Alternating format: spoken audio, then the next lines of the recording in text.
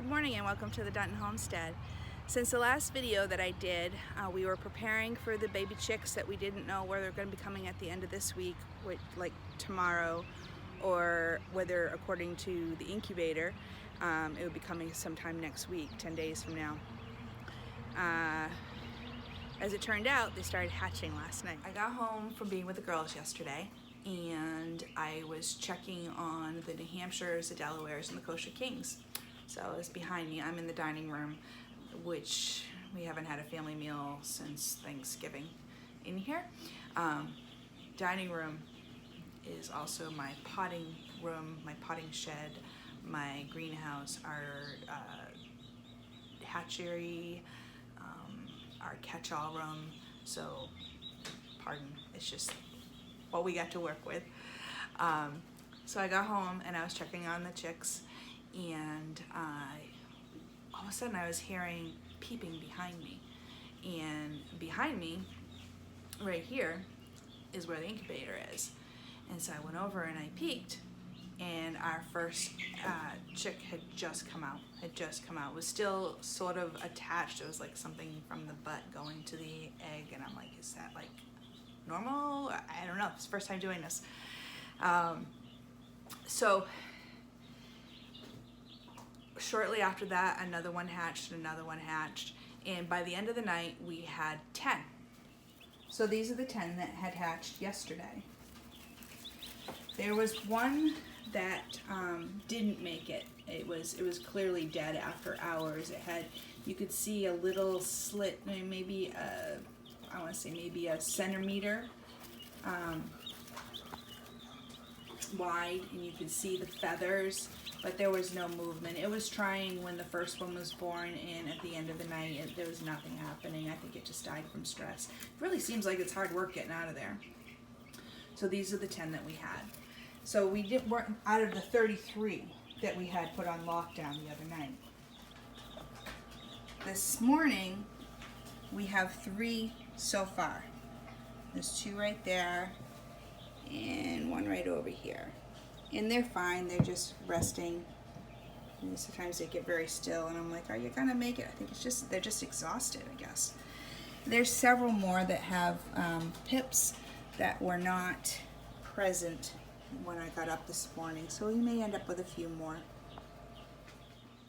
The day before yesterday, Rick took the turner out, and because by his count we were on day 18, and that's what you're supposed to do is at day 18 take the turner out and put them on lockdown. At that time you up the humidity, and I'm not sure what else you're supposed to do to it. He's been taking care of this. Well, one of the problems we've had with this incubator is that there was no way to regulate the humidity, and there was no instructions to do it. We couldn't find any YouTube videos that would tell us how to do it. So the humidity for these chicks has been at 75, 76 the whole time. And it's not supposed to be that high, from what I understand, until like the last 3 days. So considering that this is our first time, and it is a made in China incubator that we had very little information on. I think we've done pretty good to get 13 chicks so far. It would be cool to get another 20, the whole 33 that were on lockdown. The other ones that we took out prior to go on lockdown, they just didn't fertilize. They didn't die. There was nothing there. When we cracked them open, they were whites and yolks. That's it. They hadn't even started to develop. My advice to anybody that is thinking about getting an incubator to hatch out your own chicks is not so much to do your research on the internet, but do your research with people you know. In hindsight, what I should have done is contacted 2 of the families that I know from back in New Hampshire that have been raising chickens for years, that they're crazy chicken people, they were starting to become, and ask them, what do you have for an incubator? What do you recommend? Is it easy to understand? Does it have glitches? Just ask that, because it's kind of a big purchase. You can pay over $100 to several $100s for an incubator. So you have to know what your budget is.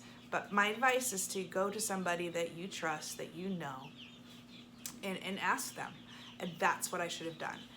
Instead, we went ahead on the internet. We were looking at Amazon prices and all that, and we ended up with this one. So obviously we're going to use this one and try to figure out, see, maybe,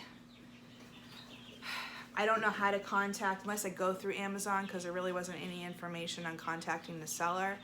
I haven't yet gotten the email that asked me to rate the product, like you sometimes get when you buy something. When I do, then that might be an opportunity to say, hey, by the way, your instructions suck.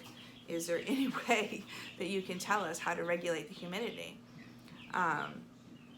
Obviously, it's not seriously detrimental because we have 13 so far chicks, and the 10 from yesterday seem to be doing really well. Rick just got home and he got a pretty good haul on some free wood for future projects. Crates and pallets, and for all free. It's kind of cool.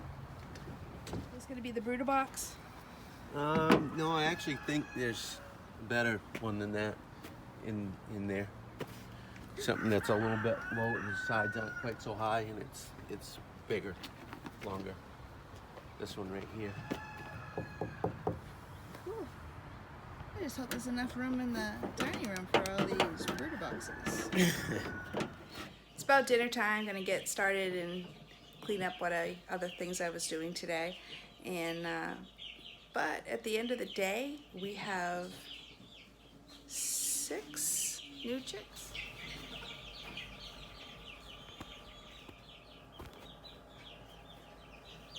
So six more were born throughout the day. I don't know how long you give them until you decide that they're not going to hatch.